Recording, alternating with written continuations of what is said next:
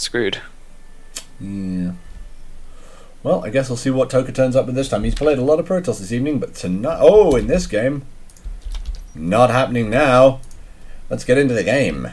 In the top left-hand corner, playing a Zerg this time. It's Toka. In the top right-hand corner, we have the green Protoss Ice Sarcasm. So, PvZ... The question is, at what point is Ice Sarcasm going to realise this? Because he's probably going to gateway expand. It makes a sensible thing to do. Yeah. I mean, if he sends out another 9 scout, like he did before, he'll find out fairly fast if he goes to anti-clockwise scout, of course, because they are. Yep. In fact, it looks like Toka will find out Ice Sarcasm's position quickly, because he's got that Overlord going in the right direction. Yep. And it looks like I would normally go for a clockwise scout. It looks like anti-clockwise scout, so he's going to be lucky he's going to find him as well, first try. Find him first as well. Yeah, so it's sometimes something like 2 times the movement speed of... Oh my gosh. Oh no, probes have 5 times the movement speed nearly of Overlords. Look at the smack talk as well, these people. Yeah. There's some oh. This is getting Toss heated. don't lose, man. But you're playing against a Toss, dude. He played Toss last game, and what happens in PvP if Toss can't lose? My mind is blown. Do they always know? Can Toss do they always have a standoff? If there's a TVP, if Toss always wins, that's absolute. Toss never lose, that is. Then it means that they must either draw or win. So they must draw all PvPs. And actually, that's a fast. That's a spawning pool first we have here. Yep. 14 pool. Was it 14 pool or was it 15 pool? It was a 15, I think. Okay. It put him down to 14 when he made it. Okay. Double gas coming out from our Protoss player because he wants to make things. Oh, and actually, I'm trying to think whether this is a good engagement for Toka or Ice Sarcasm, because if he's just going to go for and the expansion goes down. Well, it's better for the drone in one-on-one because the drone has that slight health regeneration in combat. You know what Ice Sarcasm could have done a trick there. Ice Sarcasm could have put a pylon down. Yeah, he could have done, and for 25 minerals, it's pretty worth it. Yeah, you deny more than 25 minerals worth of mining from your opponent. It's very true. Oh, and he's done the weird wall again. There we go. Oh, this is Can you wall off with 1 in between those? 1 zealot? I believe so. Yeah, it's quite a large gap, but I think it'll just if you put it in the middle. Oh, it's I don't know, it's a bit risky. Yeah. So Toka gets a full scout. I think he has scouted all the gases. He's scouted everything. Yeah. I mean... Half-8 Muffin in the chat saying that the cannon rush is the devil's brother, where the devil is Storm. Storm, it's good, right? But it's not like Brood War Storm where you could stack them. Can you imagine? Oh, Jesus. Yeah. I mean, you could just keep storming something and it would die. Instantly. The thing is, as a Terran player and someone who plays Bio versus Toss, Storm's pretty freaking horrible. It is. You have to be extremely skilled with your ghosts. Even then. Or you have to be able to storm dodge. I mean, because even if you manage to pull the units out the second the storm hits, they're still taking at least 20 damage each. Yeah, I mean, sniping and EMPing is like the most efficient way, but it requires a lot of attention and micro, and then you have to macro. That's why Terran is mechanically the most hard race. Mechanically, I say, because I think it's pretty balanced in StarCraft. I think so, yeah, but I mean, it's when you come up against things like the difficulties of between fighting mid-game Protoss and fighting end-game Protoss, or late-game Protoss rather, it's just like there's such a difficulty spike for the Terran. It's just I mean, you have to rely on drops to really keep the Protoss low and just behind you at all times. I think that's really the way to win. Yep. As Terran, especially in HOTS with the medevac buff. I mean, it's been kind of forgotten now, but before in Wings of 2, it was so hard to make drops work. Yeah. I mean, they were just slow. They were slow, and that's why I liked what they did with medevacs. They gave them the ability to just zoom in. The thing is, the thing about them is that if you give people like back in Brood War when they had the Reaver was originally meant to be a defensive unit. This Militia Corps maneuver, this Militia Corps is going to die, I think. Oh. Yes, it is. Oh. Yes. Did it stop? Bye. That was a horrific waste of the Militia Corps. Yeah, that's not what you want. I don't know if he really was concentrating then, because if he pulled back, it's slightly faster than a Queen, right? Yes, I'm gonna say yes. On creep, I don't know. On creep, yeah, and maybe not, but off creep, definitely. Yeah, I mean, if he'd backed off, he should have survived. But that was a bit of a fortunate oversight there by our sarcasm. And now he just made another one, but even so.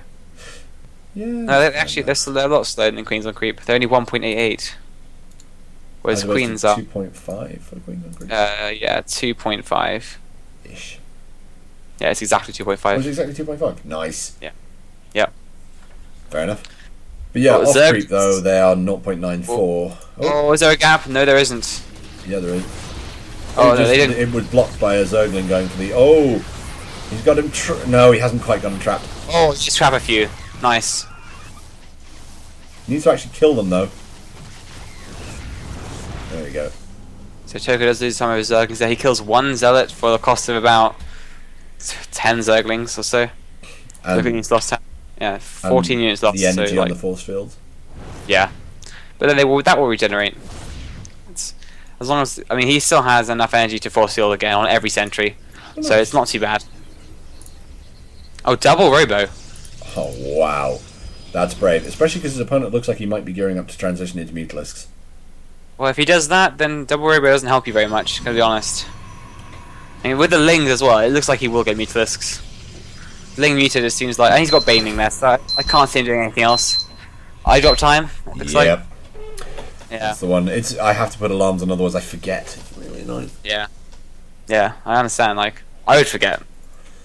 And he'd be like half past. And just be like, I need to put 12 of these in a day. Yeah. It's why when you get given that really tiny bottle, you're like, I'm supposed to get like, 100 drops out of this one bottle? Come on, and then you do. So, yeah. Banelings are up. Depending on the force fields, they'll either do everything or nothing. There's no speed though, is there? Not for Banelings, no. So I mean, there's like, they can get force fielded pretty easily, and Ventral Sacks and Nukai and Overlord speed. So I mean, Baning drops, I guess. But there are 2 Immortals coming out. I think Mutas would be the best transition right now. He has lots of gas. I don't know about you, but I would get Mutas at this point. Yeah. I don't know. I'm sort of looking at what's going on. Hang on a sec. I need to sort something. Yeah, and right now, our Protoss is getting a ton of pylons. He's actually quite supplied. But there's the Spire. 2 Immortals coming out. Just about to finish, and that Overlord will die to these sentries. But it's an Immortal Sentry build, and he's been scouted. Yeah, here come 2 more Immortals. Actually, the supply block is going to be pretty bad for our Zerg player. Yeah. There's a few Zerglings and Banelings. If you had Burrow, that would be perfect. Burrow is amazing against Mortal Sentry. You burrow underneath, you kill those sentries with one hit with those Banelings, and they can't do anything against your Zerglings anymore. Yeah. The thing is, I think what he's going to wait for is the next 2 sets of Immortals to pop, and then he's just going to push, try and kill him.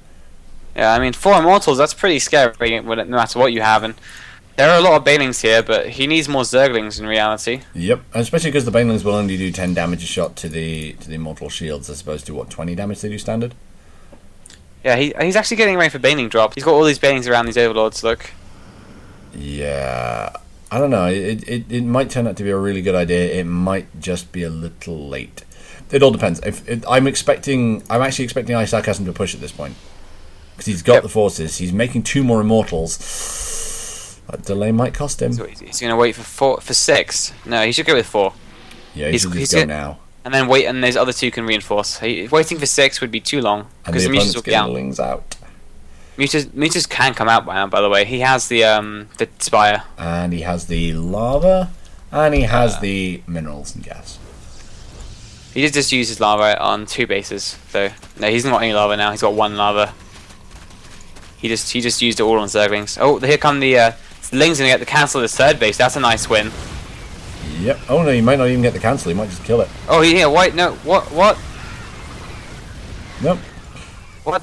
The Overlords are going to go dropping, and the Overlords have dropped in the main. That's what's happened. Oh, and that's the probes. Oh, ouch! And the probes in the natural. There's some Banelings in these. That'll be all his probes if these probes die. He can't let these die. Oh, here we go. Ah! Oh, that hurts. Oh, that stings. And now and here come the Zerglings again to add insult to injury. That base died. The thing is, if we look at this now, with the 9 Mutalisks coming out, he's going to have more Mutalisks than his opponent has workers. Well, now Ice Sarcasm has one choice, and that's all in and kill all the units, all the buildings before Toku can. But then again, with these Mutalisks, he might be able to just pick off all the anti-air units and just slowly pick away the army. Yeah. But there are 6 Immortals, and remember, the Immortals do 50 damage versus armored, and there are 6. That's 300 damage That's every volley. Five-shotting the hatches. Yep, that's crazy. That's what that is. He can kill these buildings very fast. So I mean, Toga has to have some kind of drones around the map to defend. He's got to have. He's definitely going for the base trade. There is nothing else. Mothership Core's going to die though. He doesn't want the Mothership Core to die. He doesn't want to lose that. He doesn't want to lose that. The Mutalisks are going to swing in though, as well. Bye bye Mothership Core. I mean, in reality, he just wants to race trade here. He's going to hallucinate a Colossus. For no apparent reason. 2 Colossus. He left this extractor alive though. I don't like that. No, that's going to to waste time going back for him.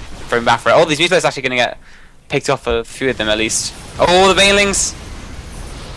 Not the best hits, but here come the Overlords dropping some more Banelings from behind. Queen's going to try and engage, but they're going to die off. The thing is, the Mutalisks can now come in and just kill everything. Yep. And there aren't enough anti-air units left, and now this is going to be GG, I think, because there isn't any anti-air left now. Nope. I mean, the Immortals can tank a bit of the damage up, but the Glaives will take away their shields, and they're going to die off. And the Glaives aren't actually having any damage reduced, because they're only doing 10 damage anyway. Yeah, there you go. There are no units left. He has rebuilt his probe count, but he's down to 39 supply versus 105 of Toka. And yeah, we just look at the number. There's 22 Mutas on the field. He's got more. When you have more Mutalisks, actually no, he doesn't quite have more Mutas than his opponent has supply. But he has more Mutas than he has workers, so not anymore. He did. Than units in general. Yeah. He has more than the army. Oh yeah, by a long way. And the amount of anti-air is not high enough, I don't think. No, nowhere near. Yep. He'll kill a couple of Stalkers. I mean, he'll kill a couple of Mutas, but he's going to lose all his Stalkers. GG. And Toka takes the game.